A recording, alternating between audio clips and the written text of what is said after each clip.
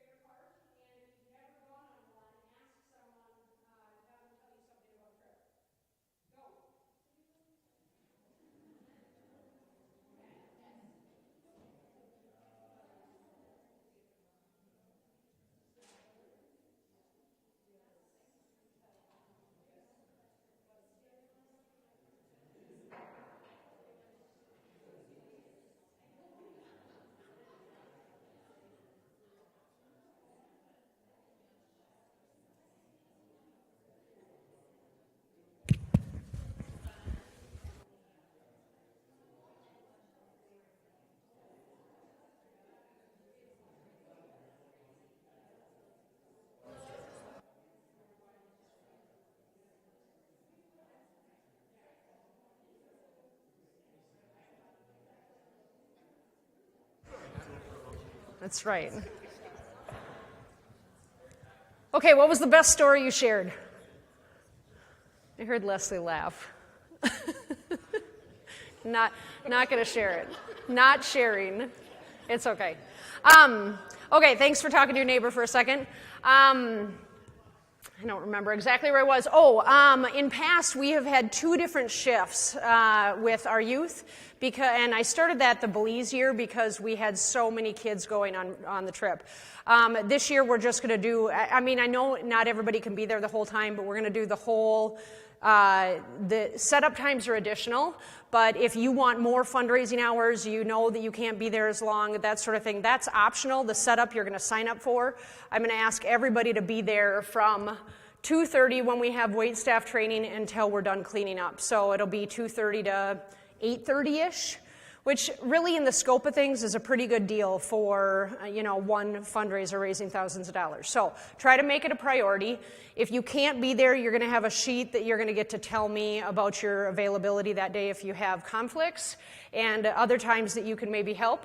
But then at 3 o'clock, last year this was 2:30, I moved it back. I felt like we didn't need quite as much time for the in-person viewing. The auction is fully online. But we do set up all the items here so that people can come and look at them in person. They can't actually bid on any bid sheets here. They have to do it on a device. So that's one of the things that we have to do, is that if there's someone that comes that isn't comfortable navigating an online bidding system, we have youth that work with them with an iPad or something like that and help them to place their bids. So it is fully online. So in that regard, you can share the link with anybody, even if they can't be here, right? There's a lot of people that will bid on the auction and not be, they don't have to be present to win, right? They just have to come pick up their items after it's done. But it's a really fun in-person event, right? Like if you're sick and you can't be here, it's great to bid online, but really for our community, this is very much like people look forward to this event at church, whether they're involved in the trips or not. From 3:30 to 4:30, we'll have our appetizers. We've got the beer and wine tasting, entertainment. Marcus is booked, so we're excited for that. And then at 5, the auction closes, and that's when the dinner begins. We do a game called Heads or Tails, which people really enjoy doing. You flip a coin, and they choose heads or tails, and then you stay standing. If you choose right, and it gets down to until you have one person left, and they win a cash prize. And then our live dessert auction is always a lot of fun as well. And then they'll check out from the auction, and then we'll clean up and be done. So that's the day of the actual event. We expect that all of the youth help at the fundraiser. That one shift, setup times are additional or optional. If you can't be there, you're going to let me know. We really want you to invite family and friends to the dinner. We have 200 tickets, so we pack it in there, and we really want to sell those tickets out because the dinner makes several $1,000s as well and is sort of the heart of the event, right, that fellowship time. You do not buy tickets, though, for the youth going on the trip that are serving. You're all wait staff during that time. Or any adults that are working. So like if you as a parent are helping as a kitchen staff person, you'll get to eat. We figure food for volunteers, but you don't actually, this is literally butts and seats, right? So if you are a parent that is going to sit at the dinner the whole time, and which is fine, you can do that, then you buy a ticket. But if you're not, if you are helping in the kitchen, if you're helping to coordinate wait staff, if you're doing any role during the dinner, then you don't buy a ticket because we don't want to plan a seat that we don't fill, right? And parents, so youth, you will keep a timesheet, and you'll get a link for that, a Google Sheet, where you fill in your time. Parents, the time that you put in, your kids get half of the time that you do. The reason I do this is because I really want the youth to take leadership, right? So you get full credit for the hours that you put in, and you really do get out of it what you put into it, right? And then parents, you'll get, so if Jill, you put in an hour, Rowan will get half of that, okay? Or you put in 20 hours total, he gets 10 towards his time. Does that make sense? And then you will get to eat in the living room after all the guests are served. We will introduce ourselves at the dinner, and also sing a few songs. We ask that you wear black on bottom, white top, or girls sometimes wear a full black dress, and then we have red aprons. We don't want more than 20 items total for the dessert auction. It's too much. It goes on forever. So we'll limit it to one per family or whatever kid going on the trip. We encourage them to be homemade. They will do a lot better if they are homemade items. And the dessert auction raises an incredible amount of money as well. So put some thought into something unique. Make something on Saturday. They have to be here Sunday by 11 o'clock-ish. Talked about the hours, that you keep track of that for yourself. One of the things I really want to strongly encourage is that you turn them in as soon after the 17th or 16th as possible, because I can't compete. Imagine, if you know anything about Excel spreadsheets, I've got each kid's name, and it's all built with formulas with, like, I put in Sydney's time of 15 hours, and once I input those kids' times, then it computes, like, the total that you make per hour isn't computed until I get every person's time in, because it fluctuates as the totals change, right? So then there's an hourly rate, and then you are given the same, you each make a certain, it will be over $20 an hour that you will make at this fundraiser. It'll compute that out and tell me how much each individual kid makes based on how much time they put in. But I can't do that and finish that until you turn in your hours. So I really ask that you have them in by the 19th, that Wednesday following. We ask that each one of you find 2 to 3 donations. So for this, it could be anything from you're a business owner, you make something handmade. Be creative, try to come up with some ideas that are unique. Gift cards sell really well. Wine baskets do really well. You can do stuff that's gently used, but it's not a rummage sale, but no clothes unless they're brand new. There are times that like a really nice kid's toy that's still in really good shape will do well, right? Things like that. I just had somebody donate a bunch of toys for the nursery, and there were some diggers that were like brand new, and I asked her if I could pull them out and put them on the auction. I'm going to put 3 diggers together. We probably have 30-ish items right now so far, so they're just going to go as a set of kids' toys. I'll have the value pretty, lower, but and I always put on there gently used. Now, when you donate things, you can choose whether you want your name on it for the auction or if you would like to just put it anonymous, but it does, it's helpful for people to see when it's someone from our church. I think they like to see who it's from, right? You need to have a donation form, so I'm going to start passing these around. I want you to take at least one, and if I printed 50, but so take one. You can. I'll always have more copies in the office, but if you know that you want 2, you can do that. I'll email you the PDF of that as well, so you can print more later. Or if you'd like to, I've got 10 things at home I'm going to bring in. You need a sheet for each thing, unless you're going to list them out. It really helps us that you give us the value, because for those of us that are working on the auction, we have to research every single item to know what to put the value at in the starting bid, right? So anything that you can do, like if you know that you donate something but you're not sure of the value, if you'd be willing to look it up for us, it saves us that time of looking everything up later. So if you are doing something that's a non-physical item, like a yard work, babysitting certificate, we ask that you create a certificate, because everybody, when they bid on the auction items, they need to go home with something to know what they won, right? So if you're going to provide a service, which these do really well. There are families that love the babysitting certificates, right? There are families that will purchase yard work, or one recently has been like Christmas cookies, like 5 dozen Christmas cookies delivered to your house in December. Some kids did a cleaning service one time. Any of these things are great ideas, and I just encourage you to be creative and then make a certificate for it, okay?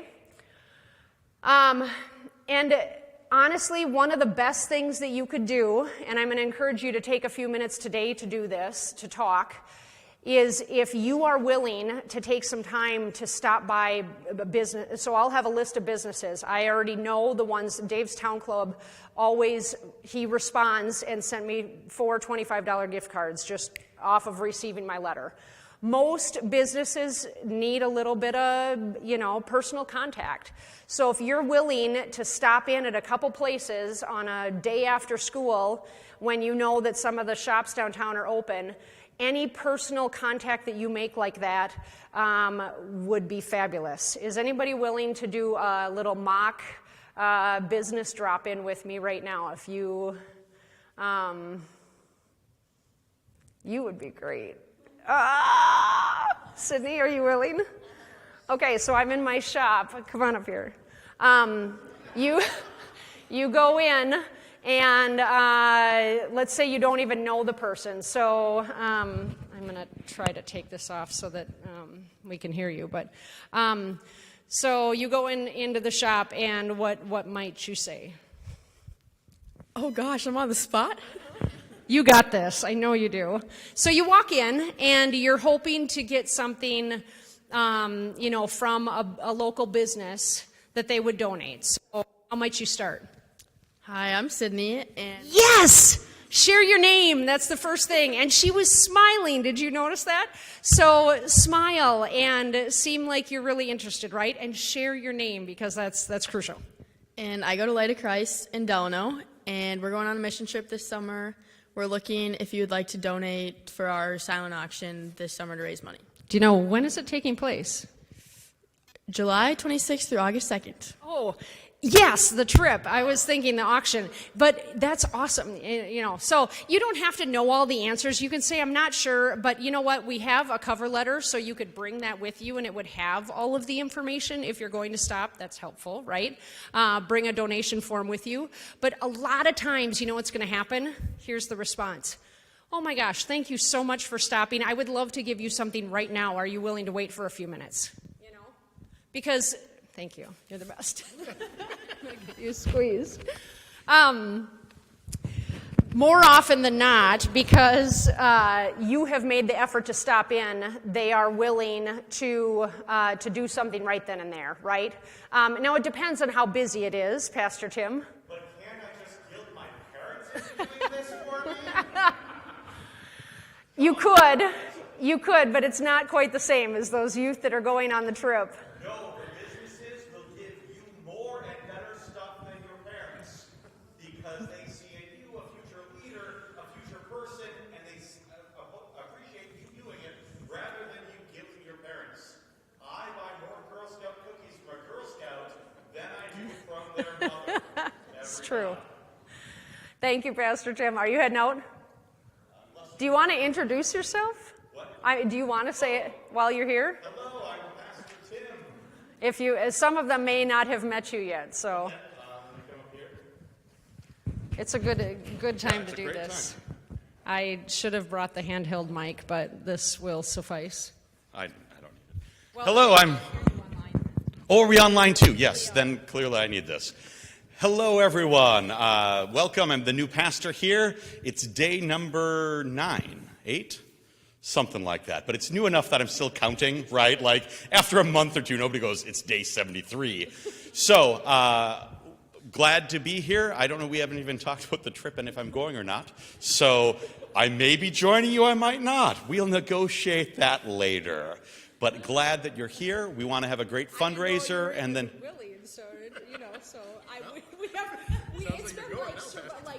What do we do for confirmation tomorrow? Yes, I told someone today I hope to eventually work 2 days ahead instead of working the day of I'm doing it, as they were talking to me while I was prepping the confirmation lesson for tonight. And they're like, oh, I'll leave you alone now. And they did after another 15 minutes. So it was wonderful. So, we should talk sometime. I don't know. I don't even know how normal things would. We will hear that more. But I will see you around for sure, and we'll be supporting you. And I'm thinking about what I'm going to donate. That means you don't have to stop by and ask me, because I'm already planning on donating. Awesome. Thank you so much for saying hi before you head out. Have a safe drive home.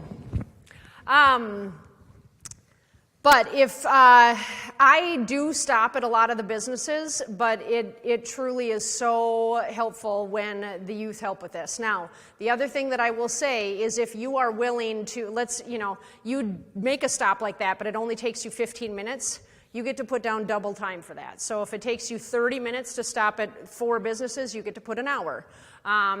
So it's just a way, it truly makes all the difference when you as youth stop to ask. So think about the people that you know that own businesses. That's an easy in, right? Super easy ask if you know them. Express the heart behind the cause, right? Like this isn't just a fundraiser for, some tables at church. Not that that isn't important. And someday I want to do that because then we're not going to be lugging around the heavy metal tables. We're going to have like tables that are a lot easier to set up. But this is a fundraiser that truly is supporting our youth and how you can talk about the life-changing experience that it is. Even if you haven't attended one before, you can probably speak to what you've seen and why you're decided to go, right? And then my other strong recommendation is if you are out to eat somewhere, if you and your spouse go and have a beer one night, it is so, I say like easy, right? You're already there. You're already frequenting their business. All you have to do while you're waiting for your meal or whatever is say, could I talk to your manager quick? I've got a quick question. They'll send them over and you just tell them a little bit about the event. More often than not, they will give you a certificate. What I don't want to have happen is that we hit up Brickside 6 times, right? So we do want to kind of, if you are going to do this, I will work with you, I will coach with you, I will go with you even, and we will keep track so that we're not going multiple times to multiple places, okay? Questions about donations? And then if you are going to sell dinner tickets, that is a super helpful thing. On Sunday mornings, we will sell our dinner tickets in the narthex. I am going to ask you to stay, and I will walk you through this process of how to sell tickets. If you think that there's a chance that you're never going to sell tickets on a Sunday, I'm not going to make you sit through the process, okay? But I'm going to come back to this. It's a fairly straightforward thing, but it's super helpful if you know what to do, okay? Adults, if you are working on the 16th, I just ask that you wear, you can either do the black and white, or if you want to wear a Thrivent shirt, I encourage you to wear red and black and white, some sort of that theme. I do have youth account totals, so if you have an account and you want to know if you have no idea what's in your youth account, you can either email me or stick around and I will share that with you tonight. We will have at least one informational meeting, right, about the trip with all the details. We're also going to have at least one fellowship event with our group that is going on the trip, right? So separate, 7th and 8th, 9th through 12. I really encourage you to come to other things at church. Anything that you can do for youth events leading up to the trip just helps to build relationships, and it makes the trips more fun because you've already developed some of that rapport. And then before you leave, I would like you to complete this volunteer job preference sheet. Last year you had to circle which shift you were going to do. This year you don't have to do that because there's just one. But you can give me an idea of what you're interested in helping with. Leave that with me.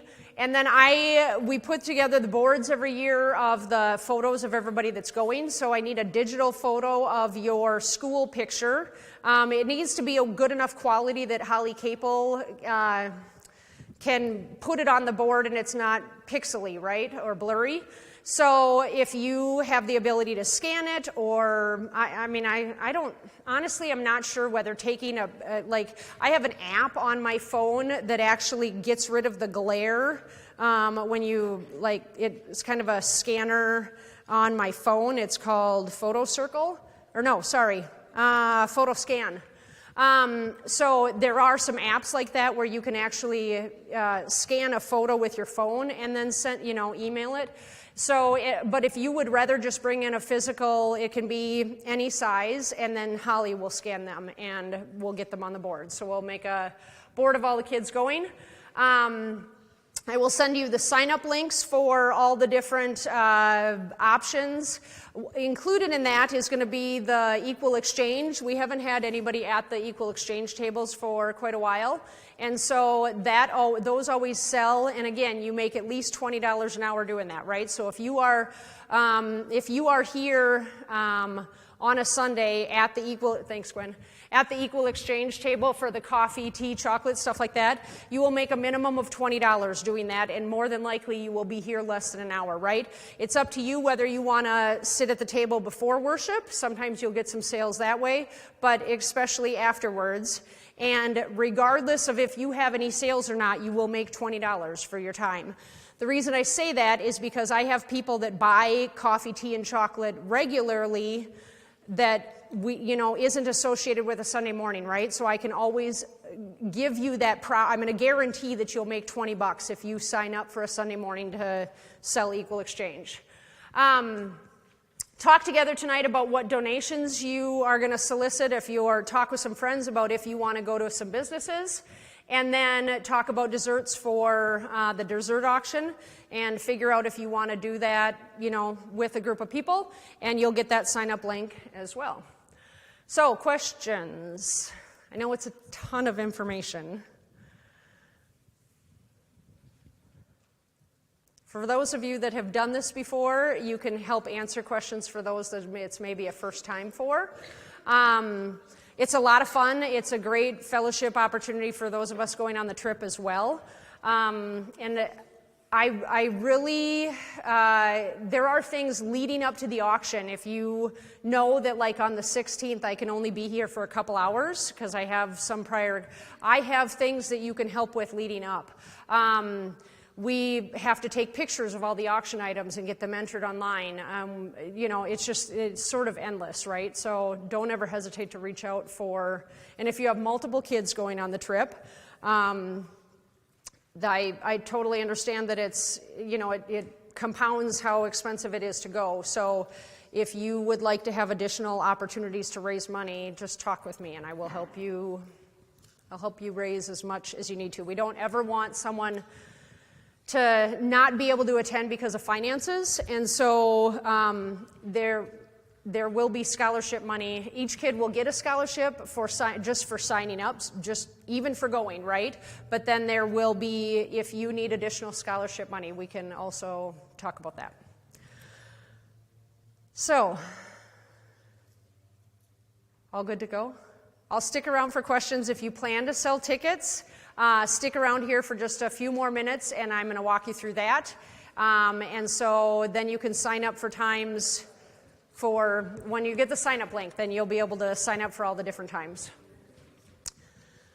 So how about we do this? At this point forward, have a great night. If you can sit and visit if you need to. I don't mind talking over you. If you need to get on the road, that's totally fine. Otherwise, I'm going to just talk through ticket sales, and then I'll be around for other questions after that. Yeah, you can ask her and let me know.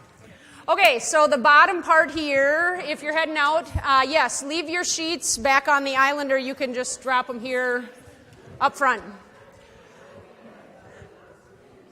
So this is a sample of the ticket on the bottom. They do not get any sort of receipt for when they purchase tickets. They don't necessarily, actually they get that whole ticket, sorry. They don't need anything to get into the dinner, but if they want that to remember what they purchased, then we actually filled out the bottom right-hand side, and they get to go home with that. But they don't need it to get in the door because we keep a list. So on the top, you see you're going to fill out the date. You're going to fill out who... I could add him. Okay, thanks, Kim. You're going to put in the date. You're going to put in which youth are there working with you.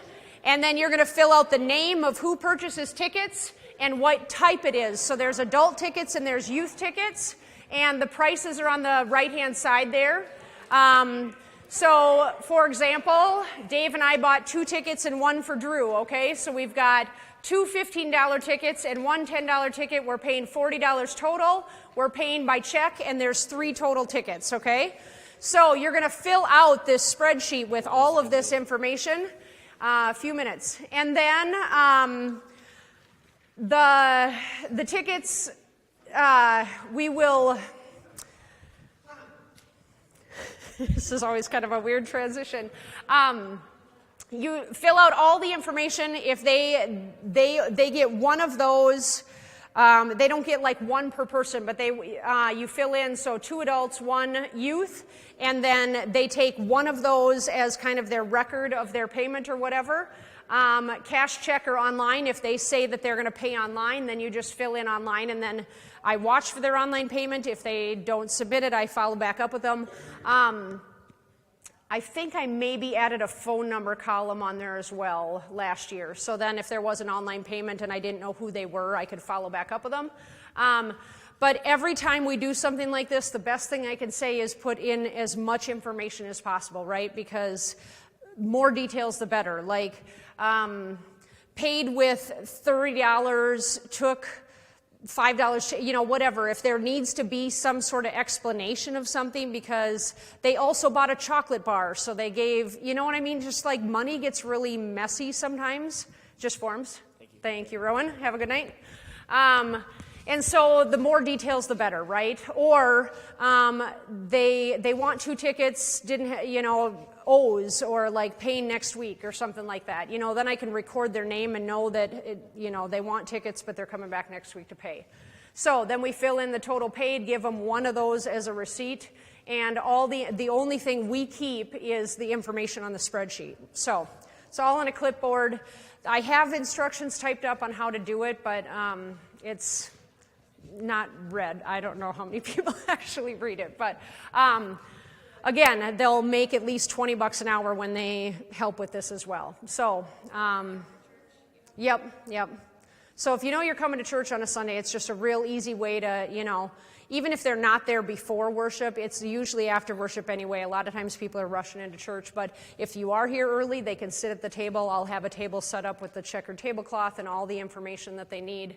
They just sit down and wait for people to come to them. Now, kids that are a little bit more talkative and whatever will likely sell more tickets. Like, hey, have you bought tickets yet? If they engage in conversation, thanks, Chase, they're more likely to sell more tickets, right? It's just kind of how it goes. But I know that's not everybody's wheelhouse. But okay, thank you for sticking around.